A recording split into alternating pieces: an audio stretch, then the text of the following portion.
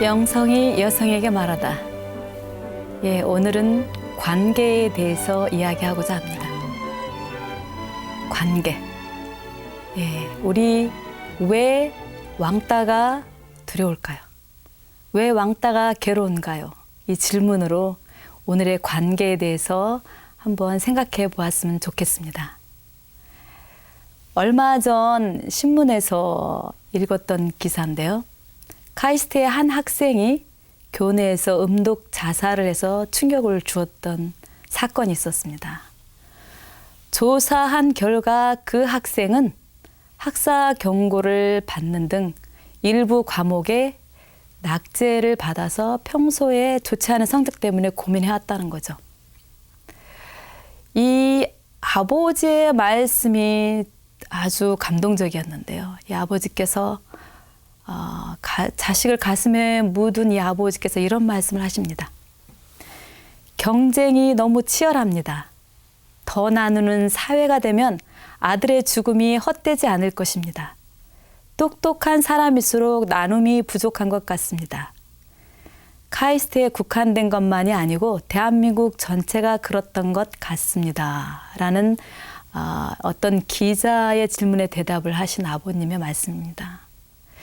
결국은 우리의 경쟁 사회가 우리에게 그 나누지 않는, 나눌 수 없게 만드는 그러한 상황을 가게 하고, 이런 것들이 결국 우리 젊은이들, 아까운 젊은이들을 죽음에 이르기까지 하는 굉장히 정말 슬픈 현실이죠. 이분이 하신 말씀, 똑똑한 사람일수록 나눔이 부족하다. 똑똑할수록 이기적인가요, 우리가? 똑똑할수록 더 경제적이고, 똑똑할수록 더 나눌 수 없고, 과연 그런데 이 똑똑하다는 것은 또 무엇일까요? 똑똑한지는 몰라도 과연 그 똑똑하다는 이유로 이들이 지혜로운 사람이라고 할 수는 없겠죠. 똑똑하다는 이유로 이 사람들이 리더가 될 수 있는 것도 아니죠. 과연 무엇이 똑똑한 걸까요? 나눌 줄 모르는 사람은 관계할 수 없죠. 관계를 맺을 수 없죠. 관계를 맺을 수 없는 사람은 행복하지 않습니다. 아이가 처음 세상에 나올 때 엄마와의 관계에서 모든 관계가 시작됩니다. 아이의 그 정말 엄청난 영향력을 미치는 관계는 바로 이 세상에 처음 나올 때 엄마와의 관계입니다. 그래서 엄마가 아이를 얼마나 사랑하느냐가 바로 이 세상을 어떻게 살아갈 수 있는지를 측정해 준다고 할 수도 있을 정도로 엄마와의 사랑은 그렇게 중요합니다. 엄마와의 관계가 결국은 세상의 관계를 결정해 준다고 할 수도 있습니다.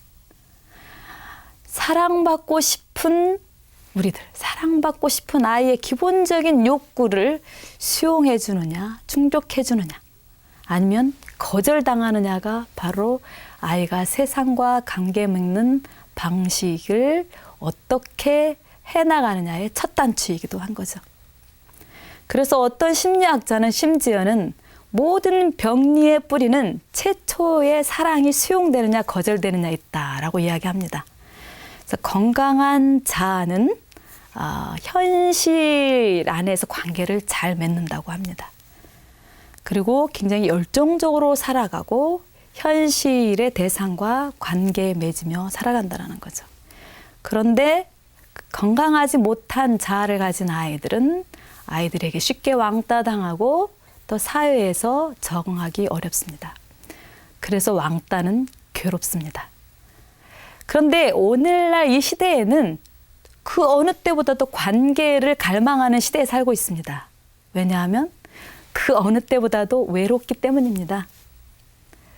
왕따는 아이에게나 어른이에게나 너무나 괴로운 현실인데요. 그 뇌 실험에서 이 왕따가 얼마나 괴로운지를 보여주고 있습니다. 그 컴퓨터 게임에서 3명이 공놀이를 주고받습니다. 물론 컴퓨터 게임이라는 것도 압니다.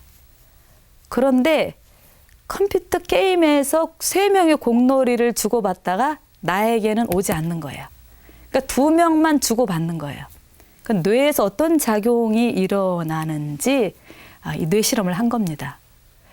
자신은 컴퓨터 게임이라는 걸 알지만 둘만 주고받는, 내가 왕따 당한 거죠. 그 상황 안에서 뇌는 본능적인 혐오감과 통증에 관여하는 도피질이 활동이 활발하게 이루어지는 거죠. 그건 뭐냐 하면 육체적인 고통이나 컴퓨터 게임으로 왕따 당하는 고통이나 똑같다라는 겁니다.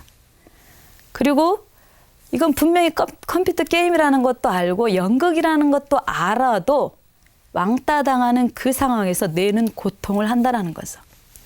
그래서 인간의 뇌는, 우리의 뇌는 따돌림에 대해서 굉장히 민감합니다. 그래서 이 고통을 제어하는 것, 이러한 것들이 관계를 잘 맺는 것이겠죠.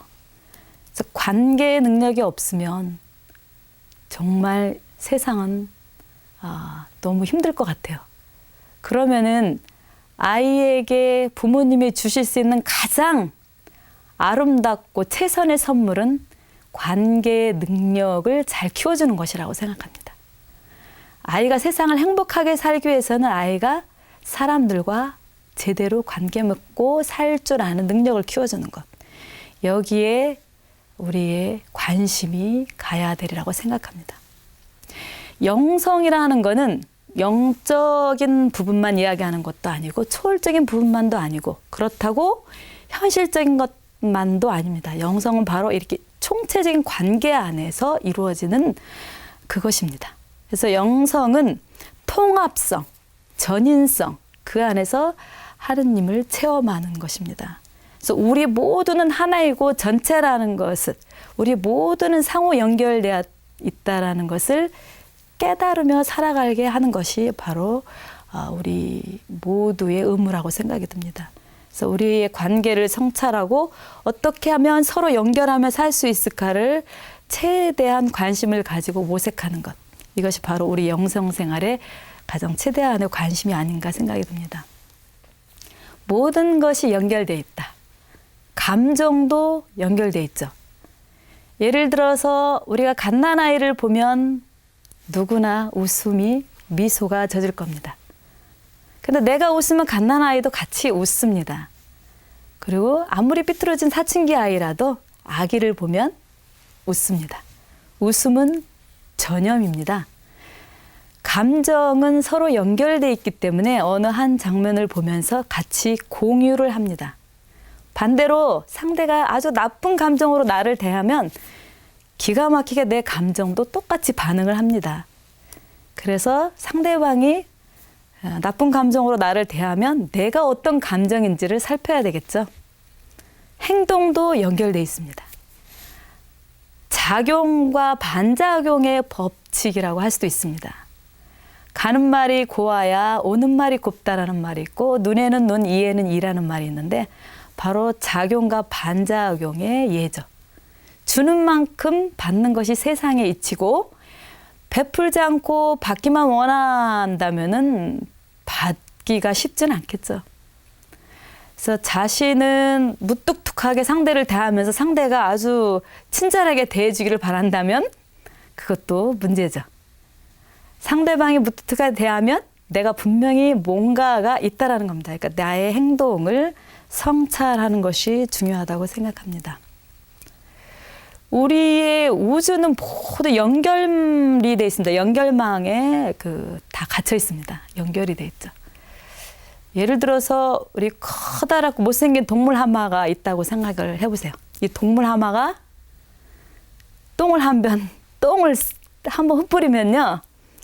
엄청난 큰 하마, 연못이 완전히 누렇게 번집니다. 예. 그런데 이것이 더럽다고 생각할지 모르지만요. 이 똥은 많은 생태계에 엄청난 영양분을 준다라는 거죠. 그래서 이 하마가 흩뿌려 놓은 똥이 제대로 이렇게 소화시키지 못하는 것이 어떤 때는 지푸라기로 둥둥 떠다니면 그 지푸라기가 곤충들의 주거지가 되기도 합니다.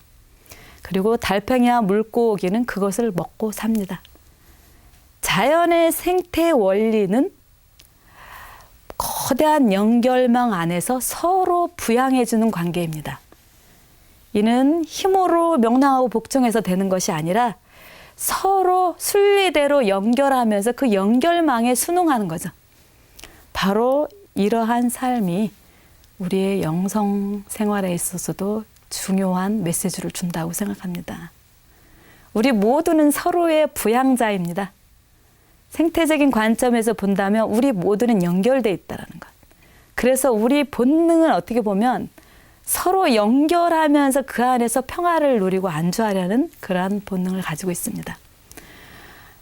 오늘날의 리더십은 경영과 관리만을 의미하지 않습니다. 오늘날의 리더십은 영감을 불어넣어주고 변화를 이끌어주는 바로 관계 능력에 있다고 하겠습니다. 그래서 리더가 연결해주는 힘은 바로 그 어떤 초월적인 것에만 있는 것이 아니고 통합된 것, 육체적이고 행동적이고 현실적인 차원에서도 이루어져야 되는 거죠. 그러면 우리 어머니들의 그 가족이라는 공동체를 어떻게 연결시킬 것인가? 이것이 바로 우리의 주된 관심이 돼야 되겠죠. 자녀가 어떻게 세상과 연결하면서 살아가게 할 것인가? 자녀의 내적인 재능과 능력들을 어떻게 서로 연결시켜서 더 풍요롭게 할 수 있는가? 자녀의 다양한 감정과 욕구들을 어떻게 통합시켜 나갈 수 있겠는가? 모든 지혜는 바로 이 연결에서 나온다고 생각합니다. 주로 리더십을 권력으로 우리가 이야기를 하지만 권력은 굉장히 강제적인 겁니다. 강제적인 것. 권위라는 것. 권력과 권위는 다르다라는 것을 생각하면 좋을 것 같습니다. 전통적으로 힘은 위에서 내려온 것으로 우리가 인식하고 그 기업에서는 사장, 집안에서는 아버지, 교회에서 성직자가 권력을 가진 자로 힘을 가진 자로 생각을 하게 됩니다. 물론 여러 가지 변화가 있지만 여전히 권력은 힘을 가진 자의 것이기도 합니다.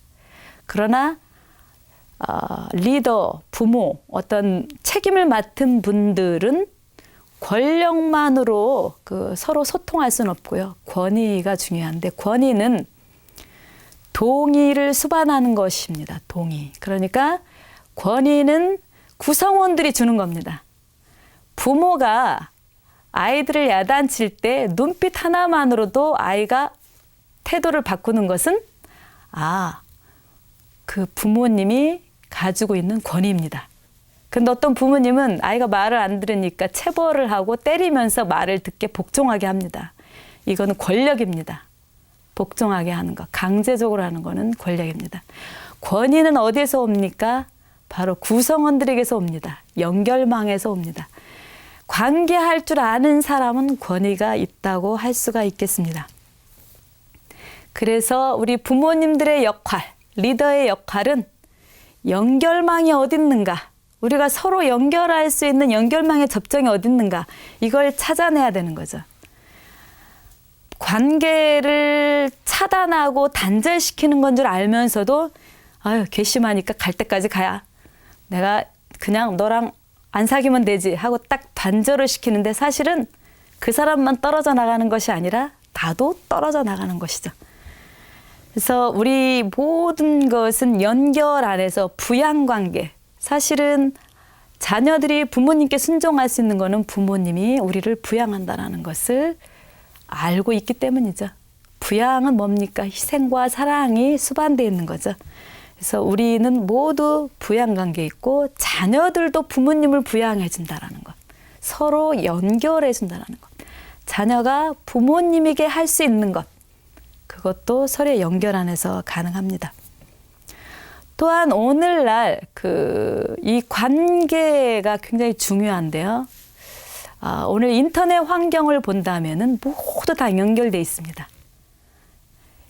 소셜 네트워크 서비스라는 말이 있는데요. SNS로 표기를 되는데 이 새로운 인터넷 환경이 연결망의 최고의 가치로 드러나고 있습니다. 결국 오늘날의 인터넷 환경도 우리 관계가 가장 중요한 가치로 대두되고 있는 거죠.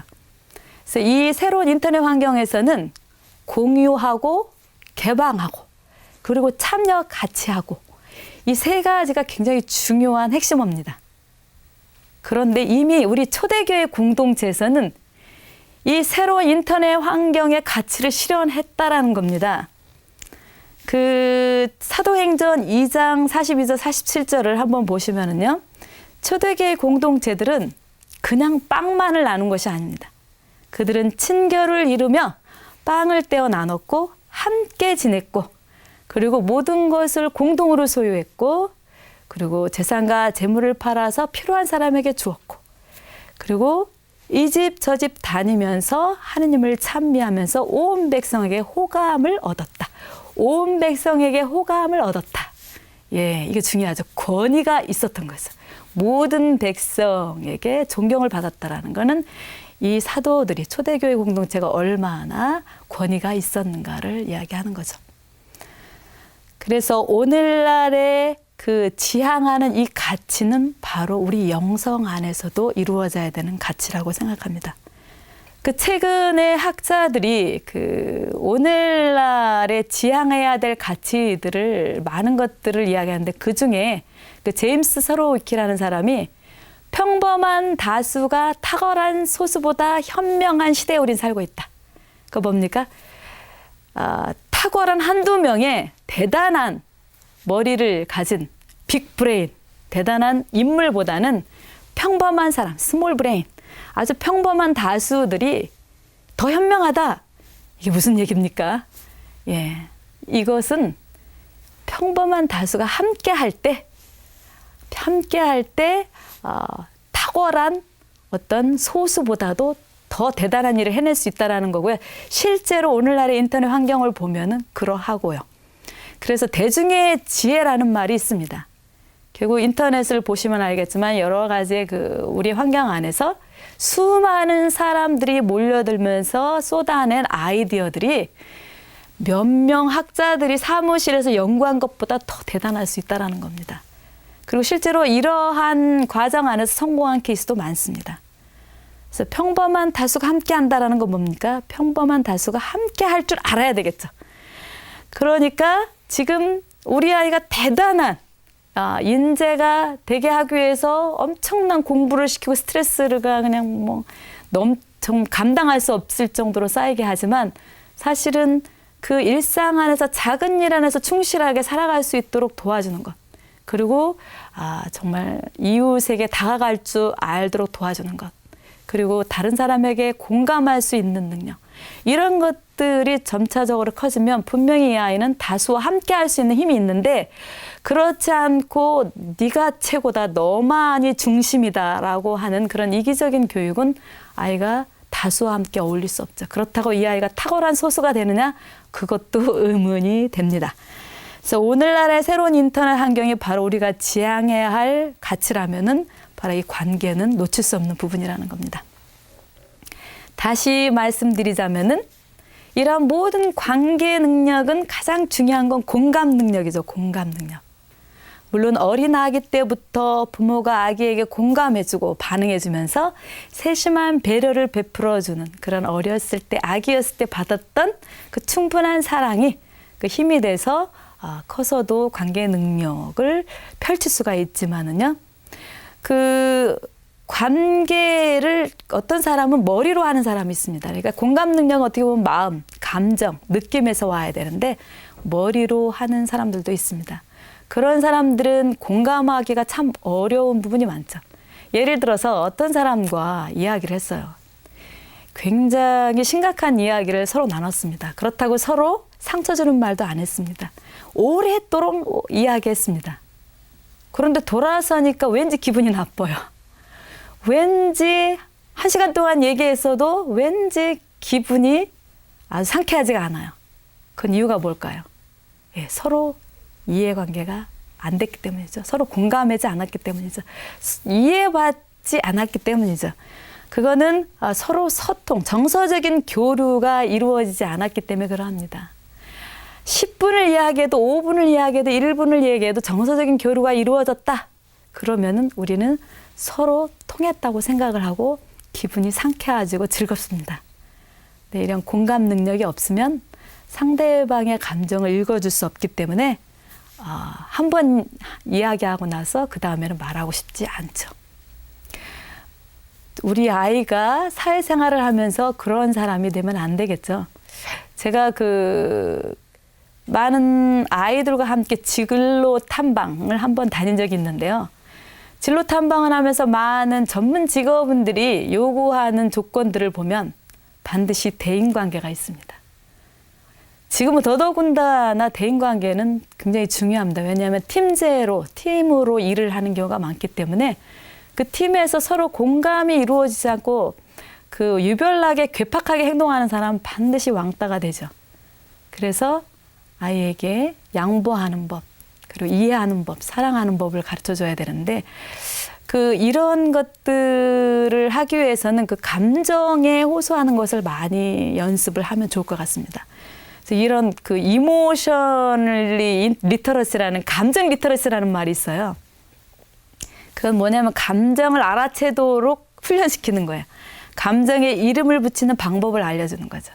그러니까 이게 그림을 보고도 이게 무엇이냐라는 것보다 어떻게 느끼느냐. 여기 그림에 나온 주인공을 보면서 네 마음이 어떠냐.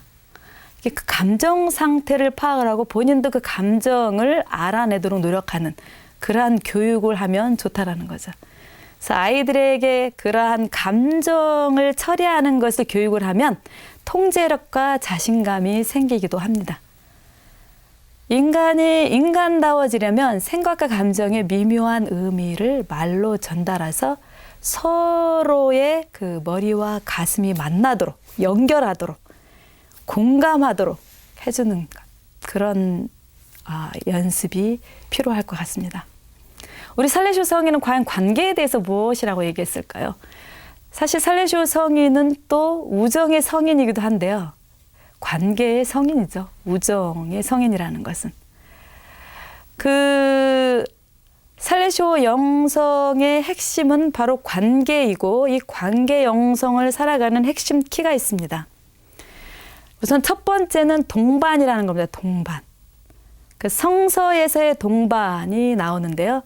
마지막 만찬이라든가 가나의 혼인잔치, 빵과 물고기의 기적, 엠마오의 제자들을 보면 예수님이 동반합니다.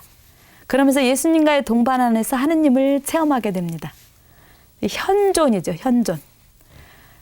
가족이라는 것, 가정이라는 것은 바로 우리 하나라는 건 현존 안에서 이루어진다고 생각이 듭니다. 아이가 어려울 때, 남편이 힘들 때, 아내가 힘들 때 말로만이 아니라 그냥 함께 해주는 것. 그 어려운 상황을 같이 감수하는 것. 이것이 바로 우리 서로 공감하고 관계를 이뤄내는 중요한 키가 아닌지 모르겠습니다. 얼마 전에 우리 살레쇼 운동장에서요. 어떤 사고가 났습니다. 아이가 쓰러졌어요. 이 아이가 만약에 하루 이틀 깨어나지 않으면 뇌사에 걸릴 위험도 노출됐습니다. 살레쇼 신부 깜짝 놀랐죠. 그래서 이 신부님이 매일같이 병원에 가서 그 부모님과 함께 했습니다. 매일 출근하다시피 한 거죠. 그런데 우리 살레쇼의 가장 중요한 정신이 바로 가족 정신입니다. 가족 정신이 그냥 즐겁게 노는 것이 아니라 현존.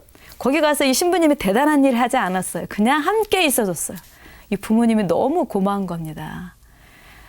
고통스러울 때 함께 해준다라는 거, 이거는 대단한 선물이죠. 아이는 결국 깨어났고요. 우리 모두 감사할 수밖에 없었습니다.